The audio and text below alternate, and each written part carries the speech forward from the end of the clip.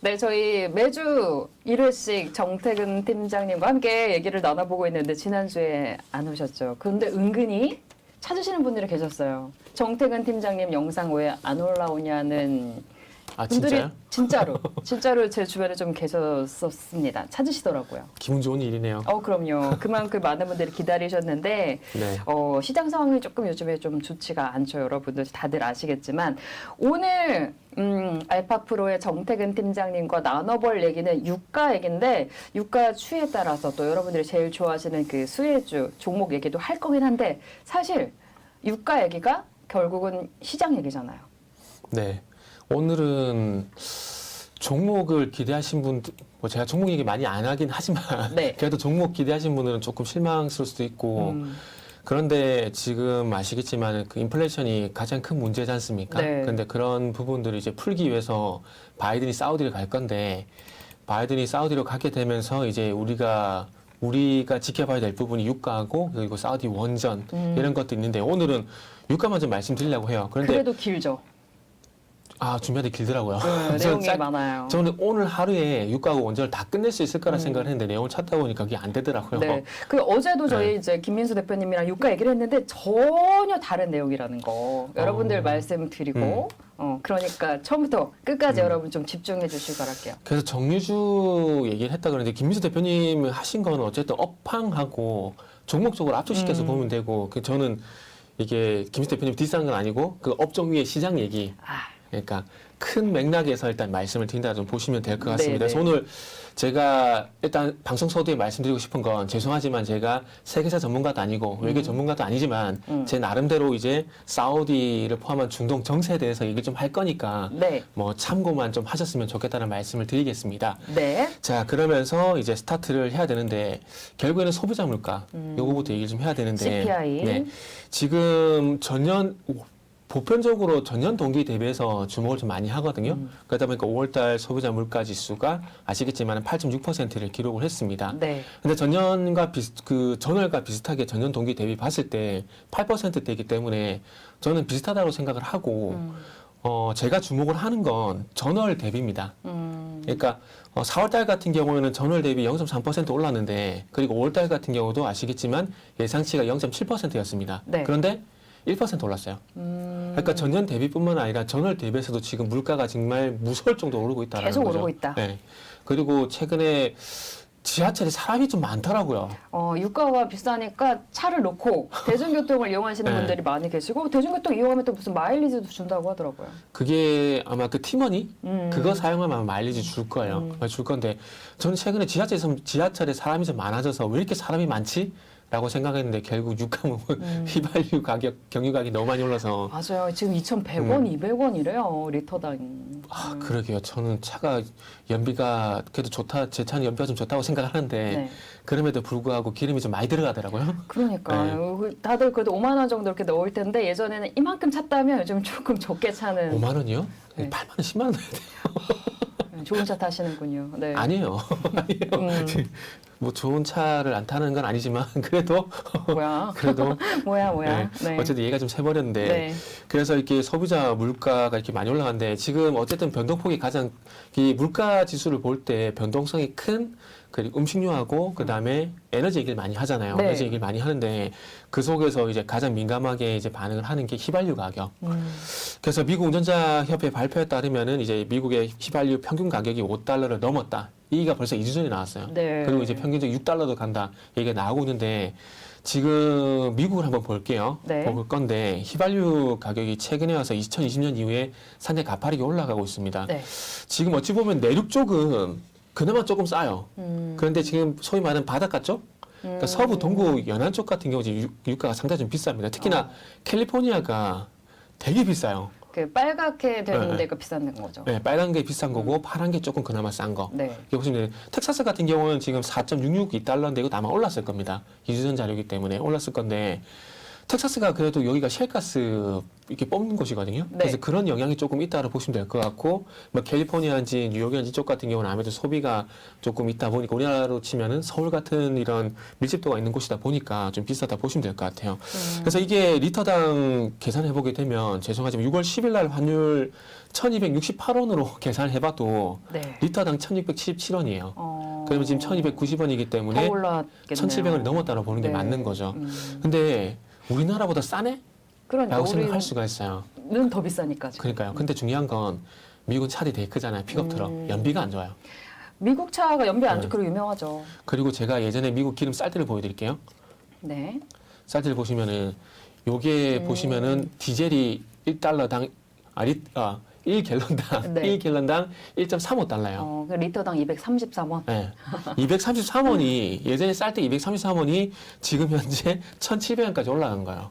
그러면은 우리가 느끼는 것보다 그 체감 상승폭이 엄청나네요. 그 미국 사람들의 어떤 체감은 상당히 크다라고 좀 볼 수가 있는 거죠. 지금 보시면은 평균적으로 지금 아래쪽을 보시면 기름값이 쌀 때가 2.45달러거든요. 2.45달러고 지금 제가 이거 보여드리는 건 이게 아마 텍사스일 거예요. 네.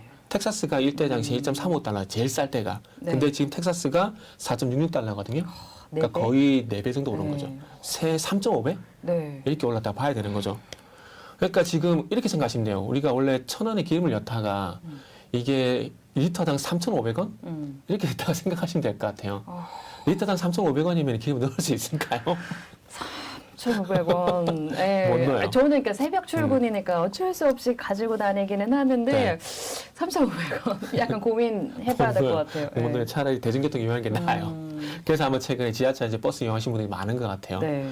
그래서 이 정도로 상당히 심각합니다. 그리고 지금 캘리포니아는 보여드렸듯이 6달러가 넘은 상황에서 이제 캘리포니아 같은 게 2,000원이 넘어요. 리터당.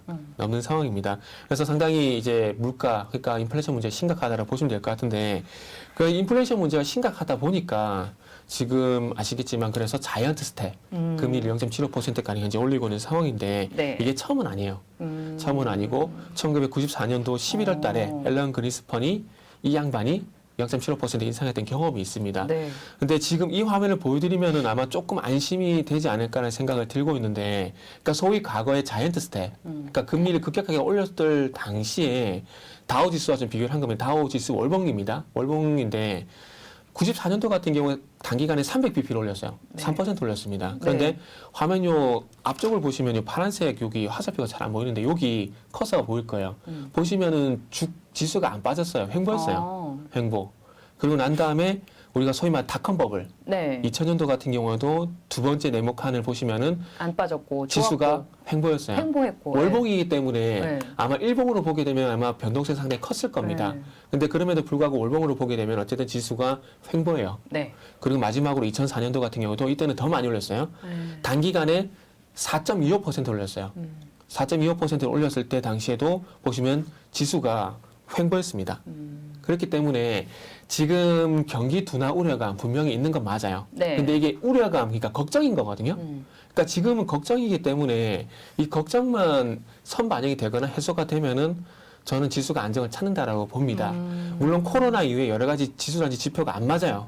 저도 그래서 살짝 그 예전에 가지고 있는 지표와 비교할 때 상당히 당황스러울 때가 좀 있거든요. 네. 근데 그럼에도 불구하고 이게 어쨌든 너무나 좋기 때문에 제어를 하는 거기 때문에 정체가 될 수는 있지만 이거를 지수 하락으로 전환시킨다. 그러니까 경기가 말 그대로 둔화가 된다. 요거는 조금 너무 심하게 앞서갔다라고 말씀을 좀 드리고 싶어요. 좀 희망적인 말씀을 좀 드리자면은. 네. 지금은 사실 희망적인 얘기도 좀 필요한 때인 것 같아요. 지금은 이제 걱정 때문이고 이제 이게 선반영이 된 거고 조금 이제 안정을 찾아가면은 침체는 안 올 거다. 네네. 경기 침체는 안 올 거다. 지금 경기 침체에 대한 걱정이 굉장히 크거든요. 그렇죠. 지금 어쨌든 금리를 급격하게 올린다라는 건, 그러니까 정부에서 대놓고 얘기 못하지만은 소비하지 마세요. 경기 안 좋을 겁니다. 이거를 얘기하는 거랑 마찬가지거든요. 근데 지금 정권이 바뀌고 정권 초기에 그 얘기가 쉽지가 않아요. 네. 쉽지가 않은 상황이고, 그리고 이제 바이든 같은 경우는 아시겠지만 12월 달 중간 선거를 앞두고 있는 상황 속에서 그런 말을 이렇게 쉽게 하기 그게 경기가 안 좋아질 겁니다라는 얘기를 하는 게 쉽지가 그래서 않다는 경기 거죠. 침체 피할 수 있다고 계속 얘기하고 그래서, 유류세도 인하한다고 하고. 그래서 경착륙이 아니라 연착륙 얘기하잖아요. 그래서 어쨌든 뭐 한번 보자고요. 이 방금 보여드린 현상이 이번에도 똑같이 이루어질지에 대한 부분을 한번 지켜보자고요. 근데 과거에는 이랬기 때문에 네. 너무 걱정하지 말라는 차원에서 좀 보여드렸다 보시면 될 것 그러니까 같고요. 급락보다는 횡보의 가능성이 있다. 조정기, 기간 조정기. 기간 조정을 네, 한다. 이렇게 있었다는 점 말씀드리고 싶고, 그리고 지금 다우지수가 많이 좀 하락을 하고 있는데 아시겠지만은 지금 다우지수, 나스닥 지수가 많이 올랐어요. 너무 많이 올랐어요. 2008년 이후에. 작년에도 많이 올랐고 네. 재작년에 2008년 이후부터 보면은 지금 2022년이니까 10년 전 계속 우상향이에요. 그렇기 때문에 지금 정도 와서 빠지는 것도 그렇게, 물론 이게 내가 겪다 보니까 좀 기분 나쁠 수는 있지만 이게 어찌 보면 나올 수밖에 없는 현상이 나왔다라 좀 보시면 될 것 같고, 조금만 희망을 좀 갖자고요. 네. 그래서 얘기를 좀 이어가자면 어쨌든 물가에 가장 큰 영향을 주고 있는 이 에너지 가격 안정이 필요합니다. 네. 그렇기 때문에 이제 바이든이 액션을 취해야 되는데 어쨌든 이 물가를 못 잡게 되면은 바이든뿐만 아니라 민주당도 정치 생명이 위태로워요. 네. 그러니까 정말 뺏길 수가 있다라는 거죠. 네. 뺏길 수가 있기 때문에 이 에너지 가격을 잡기 위해서 할 수 있는 방법이 두 가지가 있죠. 네. 하나는 자국 내에서 증산을 하거나 아니면 사우디가 이렇게 우방이라 할 수 있는 사우디가 증산해 주거나 이 두 가지가 돼야 된다는 겁니다. 네. 근데 일단은 자국 내 사정을 좀 보게 되면 기업들이 거부를 하고 있어요. 왜냐하면 이전에 그 2020년도에 마이너스 유가 갔을 때 셰일 기업들이 그러니까 파산을 많이 했어요. 네. 근데 그때 당시 지금 반도체 기업이라든지 2차 전지 기업처럼 조금 정부에서 지원을 해줬다라면은 그래도 좀 버틸 수가 있었거든요. 네. 근데 그걸 싹 무시해버렸어요.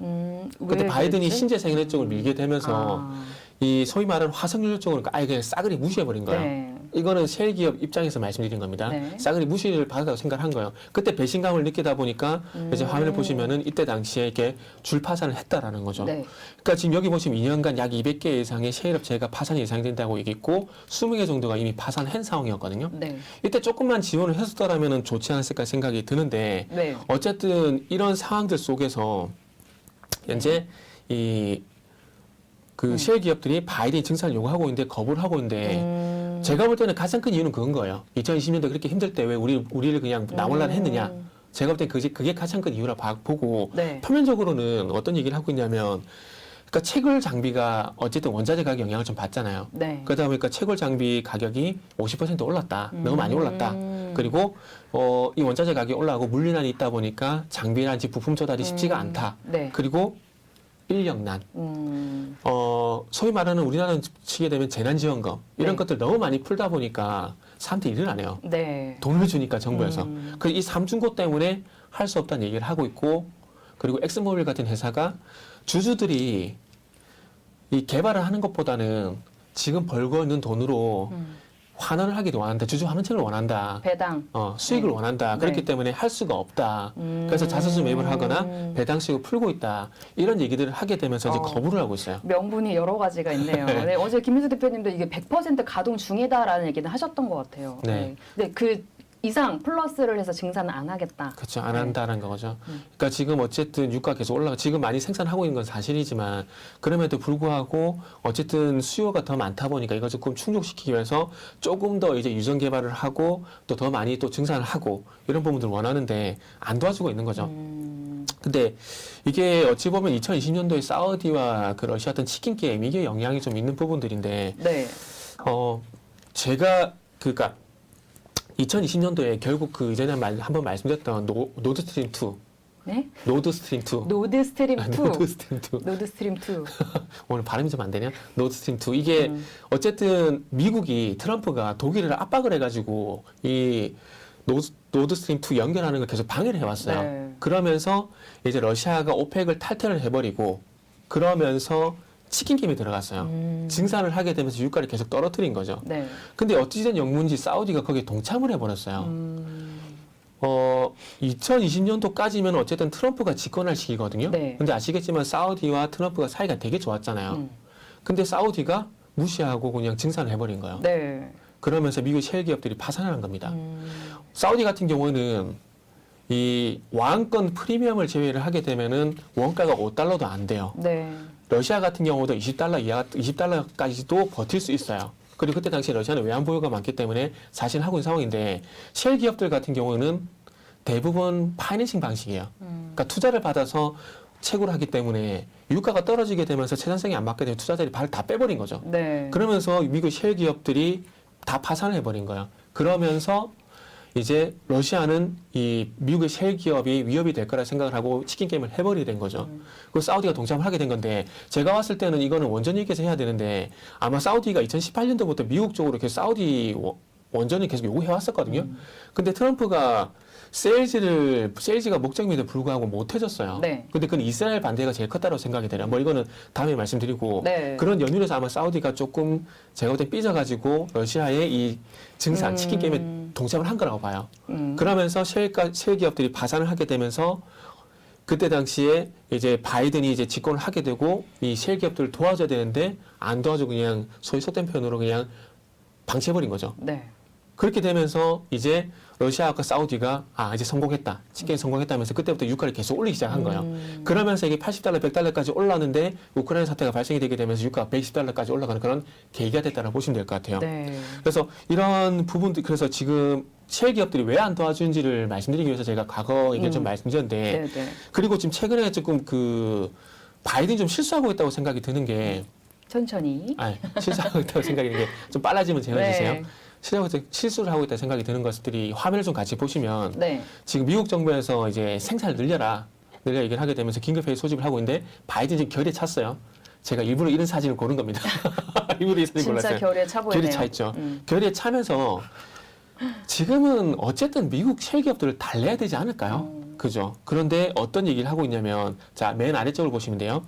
여당인 민주당은 석유 회사의 초과 이익에 대해서 추가 세금을 물리는 법안을 추진하고 나섰다. 이윤율 10%를 넘어서는 석유 회사에 대해서 추가로 21%의 연방 세금을 물리는 법안을 추진 중이다. 네. 그러니까 지금 석유 회사들이 돈을 잘 벌다 보니까 이거 배당하고 자사주 매입을 하다 보니까 그 돈을 이제 뺏겠다는 거예요. 세금으로. 네, 세금을 뺏겠다는 거. 세금 21%.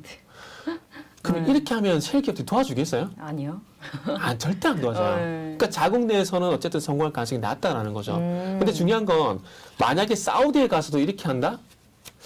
사우디 절대 안 도와줍니다. 그럼 이제 사우디랑 이제 관계가 회복이 되고 사우디 쪽에서라도 증산이 돼야지 유가가 안정이 될 텐데. 그렇죠. 그래서 이제 바이든이 사우디에 갈 때는 완전히 굽히고 들어가야 돼요. 완전히 이렇게 자세를 이렇게 낮춰서 이렇게 이 정도 낮춰가지고. 그렇게 할까요? 그러니까 그게 문제예요. 그게 안 되면은 사우디 증산은 안 된다라고 봐요. 그게 안 되면은 제가 봤을 때는 원전 수주에도 영향을 준다고 봅니다. 네. 이거는 다음 시간에 또 말씀드릴게요. 근데 지금 뭐 증산 얘기도 이제 전부터 이제 유가가 워낙에 좀 급등하고 뭐 급락하기도 했었지만 증산 얘기는 나오는데 증산해도 중국에서 이제 봉쇄 풀고 다시 풀 가동하면 증산해봤자다 이런 얘기도 그런 얘기도 있어요. 네. 그런 얘기도 있는데 이게 이렇게 보시면 돼요. 사우디에서 증산을 하고 그 중국이 봉쇄를 풀게 되면서 네. 석유화학 제품들을 해외 쪽으로 풀잖아요. 네. 그러면 또 유가가 안정을 찾을 가능성도 있어요. 어. 물론 봉쇄 해제가 풀리게 되면은 원유 수요가 증가하기 때문에 유가가 올라간다. 맞아요. 맞는데 중요한 건 원유를 사와서 그가 파생되는 이 석유화학 제품들을 해외 쪽으로 풀게 되면은 유가가 또 안정을 찾을 가능성이 있기 때문에 네. 지금은 너무 안 좋다 쪽만 아니라 안 좋다라는 쪽만 보는 것보다는 그래도 좋은 것도 조금 있다. 좋아질 수도 있다. 희망적인 부분도 좀 보는 건 좋을 것 같아요. 네, 좋습니다. 우리 진짜 희망을 좀 찾아야 되는 거고, 진짜 이럴 때일수록 진짜 유가 공부도 네네. 하고, 달러 공부도 하고 좀 많이 해야 될 때인 것 같아요. 그래서 이제 사우디와 관계 회복이 될 것이냐. 그러니까 이게 결론을 미리 말씀드리면 쉽지는 않을 것 같아요. 그러니까 쉽지 않을 것 같아요. 왜 쉽지 않을 건지에 대한 부분들을 지금부터 말씀을 드릴게요. 네. 어쨌든 지금 러시아의 그 원유 금수 조치, 이거는 이제 러시아의 전쟁 자금줄, 이걸 차단하기 위한 목적도 있는데, 그러기 위해서는 사우디가 어쨌든 미국 편에 서야 돼요. 네. 그럼 서두에 말씀드렸듯이 사우디가 증산하게 되면서 유가가 좀 하락으로 가야 되는데, 그러면 사우디 쪽 갔을 때 바이든이 굽히고 들어가서 두 가지 문제를 이제 덮어줘야 돼요. 덮어주고, 하나는 덮어주고, 하나는 또 열어줘야 돼요. 네. 그러니까 정치적인 문제는 덮어야 되고요. 종교적인 문제는 이제 사우디 편을 들어줘야 되는 거죠. 그래서 이 두 가지에 대해서 지금 문제를 해결했는데, 일단 첫 번째, 정치적인 네. 문제. 정치적인 문제는 뭐냐면 가스규지 살인 사건. 가슈끄지 살인 사건. 이 문제가 있는데, 2018년. 네. 이게 어찌 보면은 사우디 반체제 언론이라 보시면 되는데, 이 살인 사건에 대해서 트럼프는 덮고 갔어요. 덮고 가게 되면서 사우디를 칭송하게 되면서 어쨌든 저유가를 이끌어 왔었거든요. 왔었는데 반대로 이 바이든이 정권을 잡게 되면서 암살 배우로 빈살만 왕세자를 지목한 보고서를 공개를 해버렸어요. 네. 어찌 보면 이거 탑 시크릿 문서일 수도 있는 거거든요. 근데 이거를 공개를 해버렸어.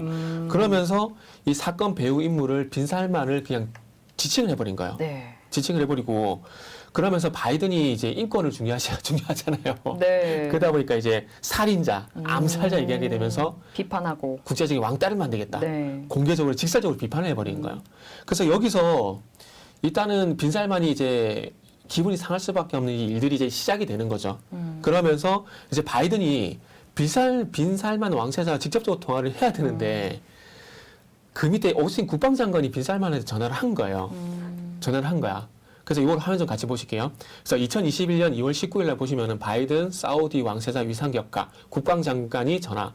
근데 미국에서 어떤 명분을 이런 얘기 했냐면은 어쨌든 빈살만이 국방부 장관도 견입을 하고 있기 때문에 국방부 장관이 전화를 한 거다라는 얘기를 한 거예요. 네. 근데 당하는 입장에서는 그건 아니거든요.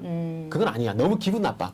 기분 나쁜 상황인데 중요한 건 그럼에도 불구하고 2021년 4월 28일 날 기사를 보게 되면 사우디 왕세자, 그러니까 빈살만 왕세자 그래도 편을 들어줬어요. 네.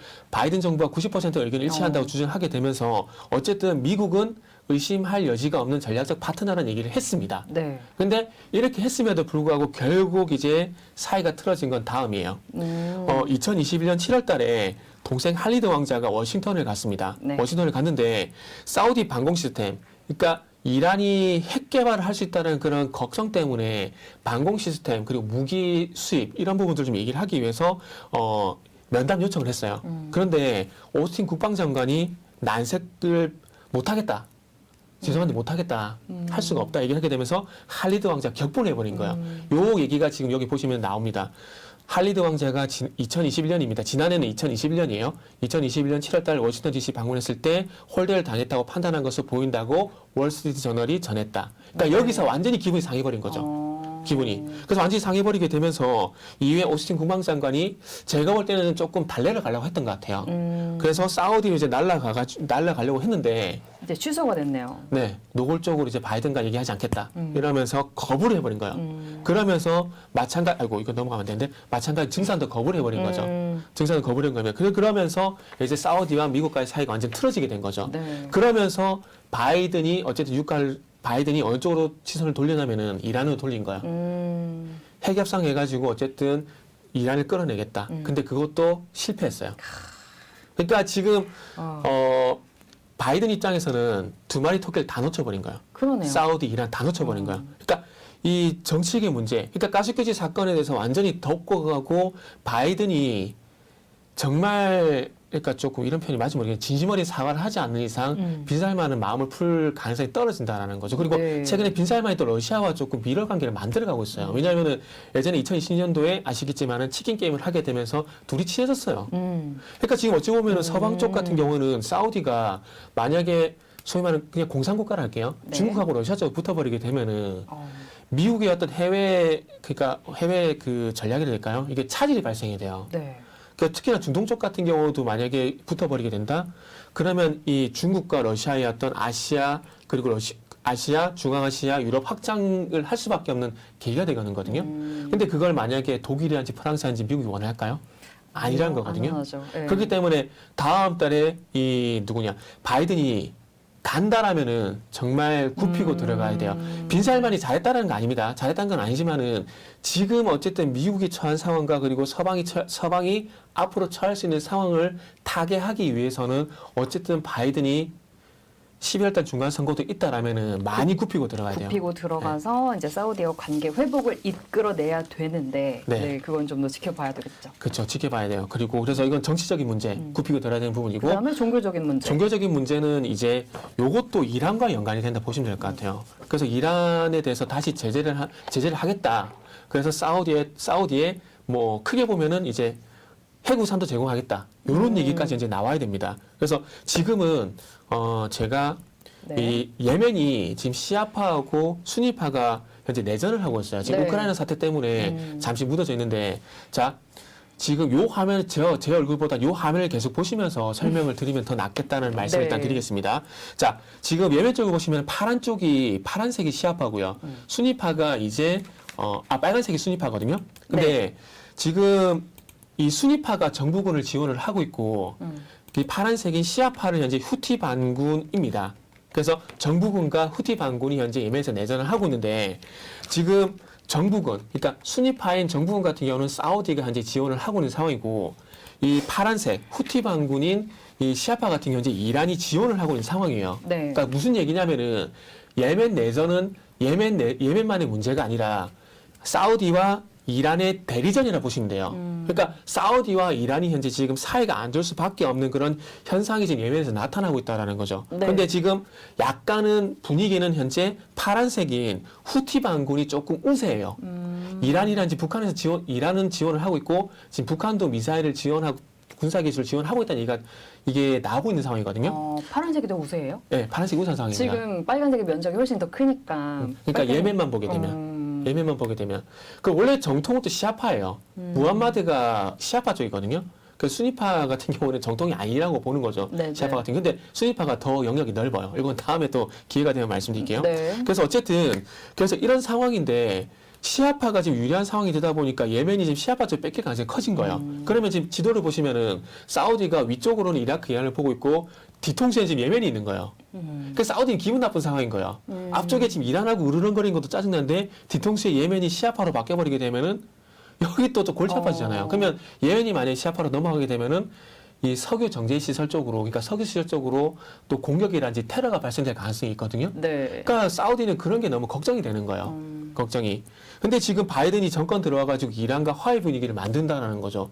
예전에 그 오바마가 만들어놨었던 핵 협상을 다시 진행을 하게 되면서 이란에 대해서 이제 핵 합의를 지키면서 경제 제재를 해제를 하고 이란산 원유를 이제 글로벌 풀게 되면서 이제 유가를 낮추겠다. 네. 이렇게 가져가는데 아까 서두에 말씀드렸지만은 실패했죠. 그러니까 이런 상황을 만들어 가다 보니까 종교적으로도 사우디가 상당히 기분 나쁜 상황을 만들었다라는 거죠. 네. 사우디가 제일 걱정하는 건 뭐냐면 이 핵 합의에서 탈퇴를 하게 되면서 우라늄 농축을 재개를 하게 되면서 핵무기 만드는 걸 되게 우려스럽게 생각을 하고 있어요. 네. 근데 이런 상황 속에서 현재 또 사우디는 미국 쪽으로 우리도 원전을 만들고 싶다라는 얘기를 하고 있는데 미국은 2018년도부터 사우디가 원했음에도 불구하고 해주지 못한 이유가 뭐냐면은 원전을 만들어서 핵무기를 만들까 봐. 그러면 다시 중동의 화약고가 될 수 있다는 거죠. 네. 이란과 사우디가 핵무기를 가지게 되면은 우방이라 할 수 있는 이스라엘도 위험해져요. 이스라엘 같은 경우는 만약에 그럴 일이 있으면 안 되는데 진짜 핵무기 두 방이면 이스라엘은 지도상이 없어져요. 그러니까 그만큼 이스라엘 같은 경우도 상당히 위협이 되는 거죠. 네. 그러다 보니까 이스라엘이 사우디가 원전을 만드는 걸 그래서 계속 반대를 하는 거예요. 반대를 하는 거. 네. 근데 지금 또 여기서 짜증난 건 뭐냐면 사우디가 어쨌든 미국한테 요구하고 있는 게 뭐냐면은 이란에 대항할 수 있는 미사일이라든지 핵 기술을 현재 요구를 하고 있는 상황이에요. 그런데 미국이 아니다 보니까 중국이 지금 그 틈새를 비집고 들어가서 우리가 해줄게라고 지금 꼬시고 있는 거예요. 그러면 중국이 만약에 중동 쪽에 사우디들과 손을 잡게 되면서 영향력을 펼치게 된다? 그러면은 미국은 지금 동북아 정세도 머리가 아픈데 중동 네. 정세도 상당히 머리 아플 수밖에 없는 상황이 되는 거죠. 네. 그 제가 자꾸 지금까지 말씀드려서 어려운 얘기를 많이 하고 있는데 네. 중동 얘기를 하게 되면서 세계사라든지 정치 얘기를 안 하면 얘기가 할 수가 없어요.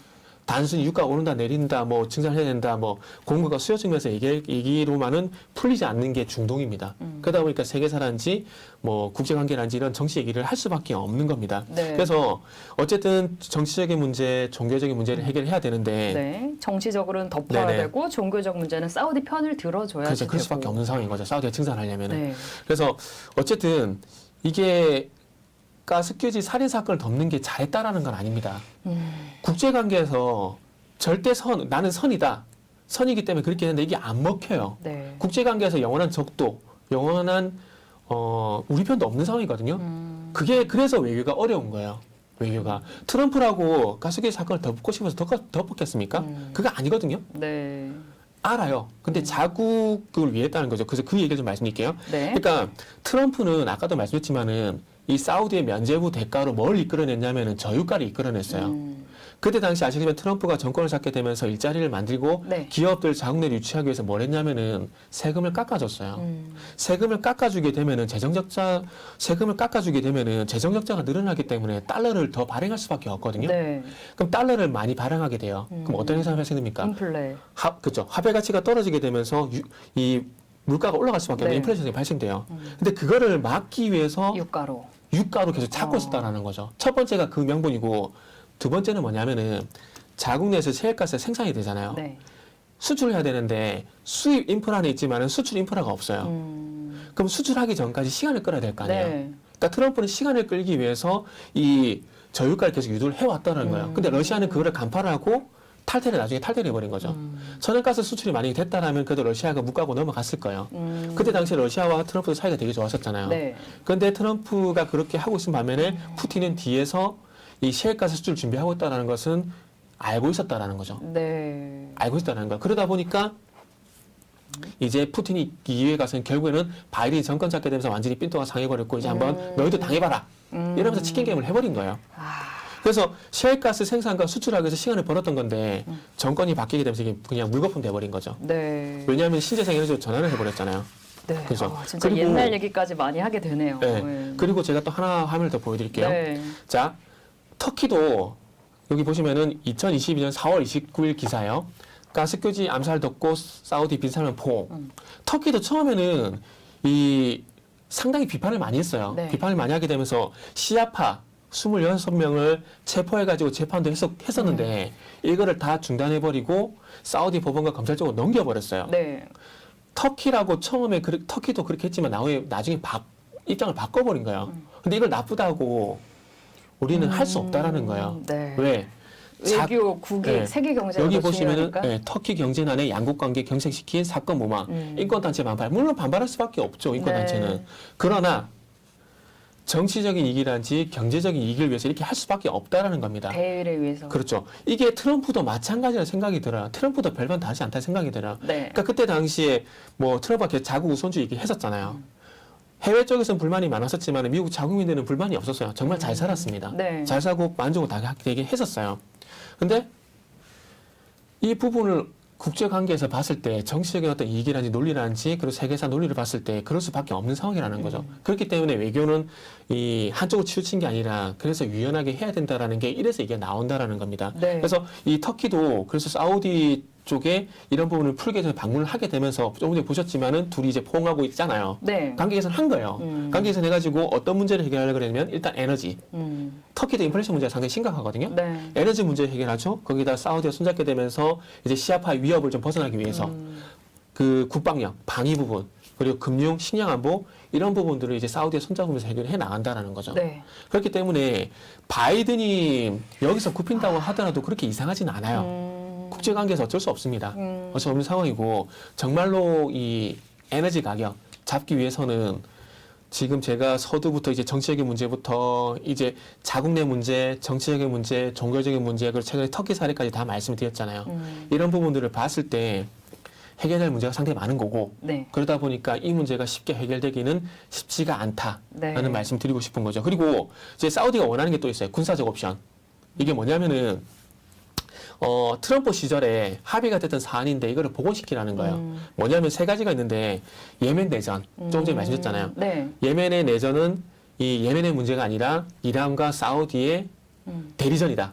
예멘까지 또 이렇게 넘어가면 사우디가 굉장히 안 좋은 상황이 그렇죠. 된다. 그렇기 때문에 예멘 내전과 관련돼서 그 사우디 주재 연합군에 대해서 군사적인 지원을 해달라. 네. 그러니까 예멘 내전을 참전해달라는 거죠, 결국에는. 참여해달라는 거고 또 두 번째는 뭐냐면 후티 반군에 대해서 테러 단체로 지정을 했는데 이거를 바이든이 해제를 해버렸어요. 이거를 철회를 하고 후티 반군을 테러 단체로 지정을 하고 이란을 압박해라.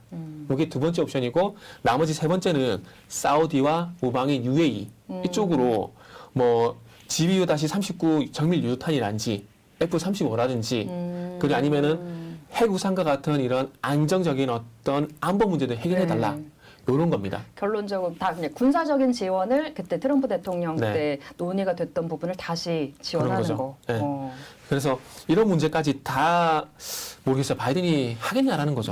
그러다 보니까 솔직히 말씀드리면 저도 잘 모르겠어요. 모르겠는데 네. 결론은 중요한 건 근데 확실한 건 이 문제들이 해결이 돼야 유가가, 터키처럼 관계가 회복이 된다는 거죠. 그래서 이제 증산을 할 수가 있고 유가도 안정이 되고 지금은 터키가 증산한다는 얘기만 시장에 신호를 보내잖아요.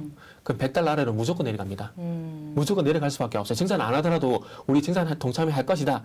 라는 얘기만 하더라도 유가는 떨어질 수밖에 없어요. 네. 떨어질 수밖에 없습니다. 그래서 이런 부분들을 얘기해야 되는데 얘기가 좀 많이 길어졌습니다.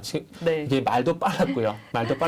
그래도 그 한편에 약간 소논문, 유가가 어떤 상황이고 그래서 왜 떨어져야 돼, 왜 어떤 결론을 우리는 도출을 해야 되는지 약간 소논문, 논설, 유가 관련의 논설을 네. 한편을 본 것 같은 네. 그런 느낌인데 네. 수혜주도 얘기를 하실 거고. 네. 수혜주는 SK이노베이션 보시면 될 것 같아요. 그 SK이노베이션 같은 경우는 참 웃긴 게 1분기 때 영업이익이 1조 6천억, 1조 8천억 나왔거든요. 전년 동기에서 180% 성장이에요. 근데 그때 당시엔 별로 이렇게 정유 부분을 주목을 안 했다라는 거죠. 근데 2분기 와서 하필이면 2분기 와서 주목을 하고 있다라는 거죠. 왜냐하면 외국인들이 계속 사고 하니까 이제 주목이 되는 거잖아요. 근데 이게 1분기 때는 이게 물적 분할이 되게 이슈가 됐었잖아요. 그래서 물적 분할 이슈하고 배터리 쪽으로 집중을 하다 보니까 왜냐하면은 SK온이 이제 신규 헝가리 쪽 같은 경우에도 네. 신규 공장 들어간 게 있었거든요. 네네. 그래서 그런 부분들이 있다 보니까 시장에서 그쪽만 보다가 이제 본업을 보게 된 거죠. LG화학처럼. LG화학은 1분기 때 시선이 바뀌었지만은 SK이노베이션이 2분기 때 그 시선이 좀 바뀌었다라 좀 보시면 될 것 같고 그러면서 이제 시작 가이던스가 1조 2천억에서 2조까지 가파르게 올라갔어요. 그렇기 때문에 S51 굳이 선택을 한다라면은 저는 정유주 그렇게 권하고 싶진 않아요. 네. 권하고 싶진 않은데 단지 SK이노베이션을 그래도 말씀드린 이유가 뭐냐면은 SK이노베이션을 바라보는 시선이 많이 바뀌었기 때문에 시장에서 바라보는 시선이 바뀌었기 때문에 한번 그래도 보시는 게 네. 좋지 않을까라는 말씀을 한번 드려보고 지금은 싶어요. 정유주 원래는 굳이는 얘기하고 싶지 않다는 그 이유는 뭐예요? 비싸서 많이 올라서? 아니요. 그럼요. 그러니까 S51 기준으로 말씀드리면 그러니까 실적 좋은 거라는 것은 이미 많이 반영이 됐다라는 거죠. 이미 시가에 계속해서 반영이 이전부터 됐다. 이전부터 계속 얘기가 나왔던 부분들이기 때문에 그런 부분들로 주가를 더 이끌기에는 좀 무리가 있다라는 거죠. 그러다 보니까 아무래도 조금은 그 정유주에서 좋게 보진 않는 거죠. S51 같은 경우는 저는 더 이상 추가 상승은 나오기 힘들다고 봅니다. 주가가 이미 이 S51의 종목 뉴스를 한번 따라 한번 보세요. 3월 달부터 보시면은 이 85,000대부터 좋은 얘기 계속 나오죠. 네, 계속 나왔잖아요. 네. 계속 나오게 되면서 이미 12만까지 왔어요. 네. 그러니까 더 이상 이 반영시키기 힘들다라는 거죠. 그런데 SK 이노베이션을 말씀드린 이유가 뭐냐면은 제가 보기에는 기관 외국인이 S51에서 SK 이노베이션으로 갈아타기 한 것 같아요. 이게 제 내피셜입니다. 네. 갈아탄 것 같아요. 그러다 보니까 S51보다는 SK 이노베이션을 그래서 보는 게 더 좋지 않을까? 네. 라는 말씀을 제가 좀 드리고 싶네요. 네, 정태근 팀장이 보는 현재 이제 유가 수혜주는 SK 이노베이션이다. SOE 물론 너무 좋지만 그 좋은 게 지금 주가에 좀 네. 반영이 됐다. 그래서 제가 좀 마지막으로 말씀드리고 싶은 건 오늘 일단 유가를 말씀드렸고 네. 다음 주는 원전을 좀 말씀드릴 건데 다시 말씀드리면 제가 외교 전문가는 아닙니다. 전문가는 아니지만 제 나름대로 찾아보고 공부하고 해서 분석을 한 겁니다. 네. 그렇기 때문에 이게 맞을 수도 있고 뭐 찾아보자면 틀릴 수도 있을 겁니다. 그러나 어쨌든 이 내용들이 분명 확실하게 말씀드릴 수 있는 건 어쨌든 바이든이 정치적인 문제, 종교적인 문제, 군사적인 옵션까지 해결이 돼야 사우디가 마음을 돌릴 수 있다는 건 네. 저는 100% 확신합니다. 네. 네. 정태근 팀장께서 요즘에 진짜 공부를 열심히 하고 계신 것 같아요. 주말에 쉬지 못하겠어요. 그러니까 또 저희 방송이 이렇게 알차고 좋은 내용 진짜 여러분 보시기만 해도 얼마나 방대한 내용과 자료를 막 분석을 해서 자료도 준비를 해 주시는지 느낌이 오실 텐데 그래서 기다리시고 지난주에 왜 영상 안 올라오냐고 저한테 이렇게 물어봐 주신 분들도 많이 계셨던 것 같아요. 어떨 때는 회계사 같고 변호사 같고 역사학자, 뭐 국제관계학자, 세계 정치학자, 뭐 약간 외교 전문가 같은 또 오늘 그런 느낌도 들었습니다. 이게 다 이렇게 다 합쳐서 지금의 이제 그 공부량이 되지 않나 싶어요. 우리는 그러니까 이거 좀 콘텐츠를 열심히 보고 네. 이걸 쏙쏙 좀 빨아먹도록 하겠습니다. 네. 아무튼 앞으로도 열심히 준비하겠습니다. 진짜요? 약속. 네, 시청자들과 약속은 또 지키시니까 오늘 또 커피도 사오시겠다고 하고 사오셨습니다. 네, 감사드리고요. 다음에는 또 더 열심히 준비를 해보신다고 하니까. 미리 예고할게요. 이제 바이든 2탄, 유가 1탄 했으니까. 네. 아, 그러면은 지금 네. 이제 유가를 얘기를 해주시면서 유가 얘기가 결국 시장 얘기다 이렇게 얘기해 주셨잖아요. 네. 우리 그래서 공부는 했는데 그래서 투자자들은 어떻게 돼야 되지? 그러니까 너무 걱정을 안 해도 되고 중요한 건 바이든의 행보다 이렇게 투자랑 연결시켜서 우리가 아이디어를 얻으려면 그렇게 알면 될까요? 그것도 정리할게요. 그 어쨌든 유가 문제는 바이든이 굽혀야 된다. 아까 말씀드린 세 가지 문제 해결만 하면 유가는 안정을 찾을 거고, 그리고 시장은 가까운 사례로 코로나 겪어보셨잖아요. 네. 정말 최악일 때가 바닥이었잖아요. 지금도 마찬가지로 생각을 합니다. 너무 나쁘게 보지 말자. 네. 그래서 어찌 보면 지금이 2020년 3월 달에 다시 한번 기회일지도 몰라요. 그렇기 때문에 너무 안 좋게만 보시지 마시고요. 제가 삼성전자를 너무 빨리 말씀드려서 너무 아쉬워요. 너무 빨리 말씀드려서. 저도 이런 거 말씀드리면 조금 안 될 수 있겠지만 저도 2주 전에 샀어요. 근데 참을 거예요. 2주만 참을 거라는 저도 후회를 하고 있거든요. 네. 그래서 어쨌든 이런 말씀 드리는 것들은 그래도 조금은 이제 시장에 대해서 너무 우려하지 마시라는 말씀을 드리기 위해서 네. 제 사례도 말씀드렸으니까 네. 시장은 안정 찾을 겁니다. 네. 조금만 버티자고요. 아, 네, 진짜 좀만 버텨 보면 좋겠고요. 버티기 힘드실 네네. 때는 저희 한국증권 TV와 함께 여러분들 좀 힘내셨으면 좋겠습니다. 혹시 아직 구독 안 누르고 보신다면 구독 꼭 눌러주시고요. 저희 매주 이렇게 좋은 콘텐츠도 올려드리고 있지만 아침마다 라이브도 하고 있습니다. 아침 8시부터 9시 20분까지 긴 호흡으로 함께 라이브 진행이 되고 있으니까 그때 함께 오셔서 생방송 함께 해주시는 것도 좋을 것 같습니다. 네, 정태근 팀장님 다음 주에 더 좋은 콘텐츠 기대할게요. 네, 함께 인사드리겠습니다. 네. 네, 시청해주신 여러분 감사합니다. 감사합니다.